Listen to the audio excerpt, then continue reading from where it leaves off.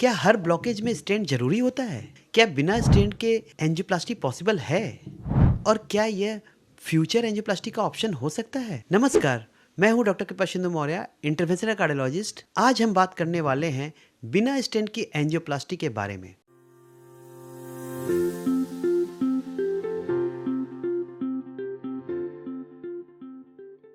आजकल जैसे ही एंजियोग्राफी की बात आती है, पेशेंट का पहला सवाल होता है, डॉक्टर स्टेंट तो नहीं डालनी पड़ेगी?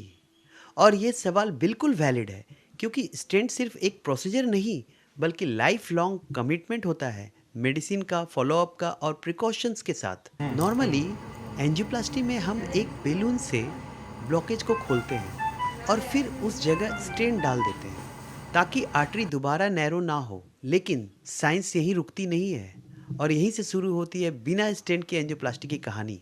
बिना स्टेंट की एंजियोप्लास्टी का मतलब है ब्लॉकेज को ट्रीट करना बिना परमानेंट मेटल डाले। इसमें मेनली यूज होती है ड्रग कोटेड बेलून या ड्रग एलुटिंग बेलून।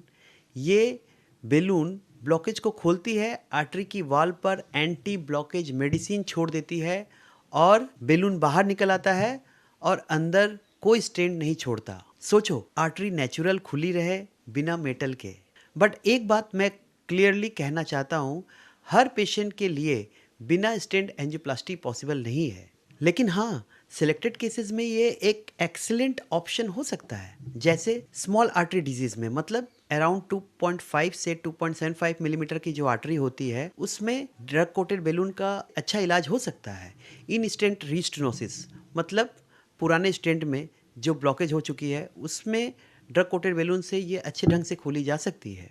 यंग पेशेंट का हार्ट अटैक, जहाँ ज़िंदगी लंबी और क्लॉट नया फॉर्म बना हुआ हो, उसमें हम कार्डियोलॉजिस्ट हमेशा सोचते हैं कि उसके आर्टरी को फिजियोलॉजिकली बिहेव करे, इसलिए ड्रग कोटेड बैलून यहाँ भी एक अच्छा ऑप्शन हो सकता है।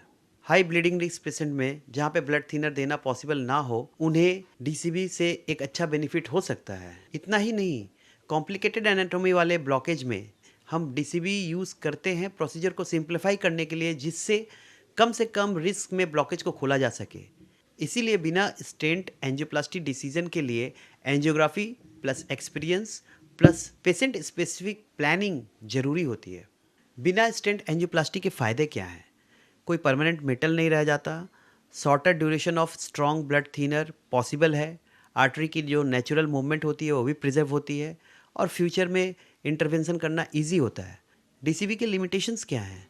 सब केसेस में सूटेबल नहीं। जहां डिसेक्शन का चांस ज़्यादा होता है वहां स्टेंट को प्रेफरेंस दिया जाता है। माइनर डिसेक्शन तो डीसीबी से हील हो जाता है, बट मेजर डिसेक्शन के लिए स्टेंट जरूरी होता है। पहले ब्लॉकेज को दूसरे बेलून से अच्छे से ओपन करना होता है और फिर आर्टरी में जगह बनाना होता है। फिर ड्रग कोटेड बेलून को वहाँ पे रख कर 1 मिनट फुलाकर ड्रग को वहाँ पे रिलीज़ करना पड़ता है। इसके वजह से कॉस्ट ज़्यादा पड़ जाता है, तो मोस्ट मेडिकल इंश्योरेंस इसको कवर भी नहीं करते। इस वजह से ये कॉस्ट इफेक्टिव भी नहीं हो पाता।